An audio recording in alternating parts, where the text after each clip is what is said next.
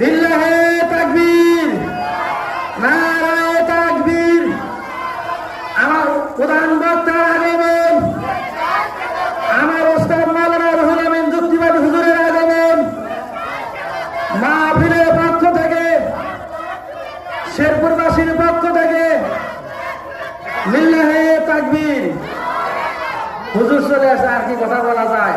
আজকে নতুন খবর শোনেন, দেখেন এই যে বঙ্গবন্ধু 32 নম্বর ধানমন্ডিতে আমাদের যদি একটা কবরস্থান বা মাদ্রাসা থাকে, আমরা কোরআন শরীফ রাখি কি রাখি না, ধর্মগ্রন্থ। আর শেখ হাসিনা এখানে কি রাখছে জানেন? শিবলিঙ্গ রেখেছে, শিবলিঙ্গ মূর্তি রেখেছে। উলঙ্গ অবস্থায় একটা মূর্তি তার রুমে পাওয়া গেছে। নাউজুবিল্লাহ বলবেন না?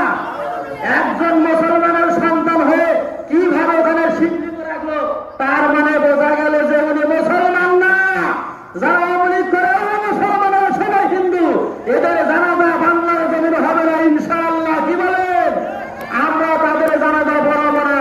যারা যাদের সাথে মুসলমানের কোনো সম্পর্ক নাই, যারা একটা কবরস্থান ওনার বাবার মাজার তাকে বলে, ওই জায়গায় শিবলিঙ্গ রাখে, এটা কি সাধারণ জিনিস মনে করছেন আপনারা? এই জন্যই তো ছাত্র জনতা কালকে রাত্রে কি করেছে, খেলা হয়েছে না জানেন, চুরমার করে দেওয়া হয়েছে। এই মাহফিল থেকে বলতে চাই, সারা বাংলাদেশের ভিতরে যতগুলো রামপন্থী বামপন্থীর সমস্ত বাড়ি ঘর আছে, এগুলো সব ঘুরে দেওয়া হবে। কারণ আমার আপনার জনগণের 16 কোটি টাকা দেওয়া হয়েছে। যাই হোক, হুজুর চলে আসছে, কথা বলেন আমাদের হুজুর, প্রাণ প্রিয় হুজুর হযরত মাওলানা মুহাম্মদ রুহুল আমিন যুক্তিবাদী। দোয়া করি আল্লাহ রাব্বুল আলামিন হুজুরের হায়াত আরো দীর্ঘ বাড়িয়ে দেন, বলেন আমিন। আমাদের মাঝে হুজুর আরো দীর্ঘদিন বেঁচে থাক, বলেন আমিন। আসসালামু আলাইকুম ওয়া রাহমাতুল্লাহ।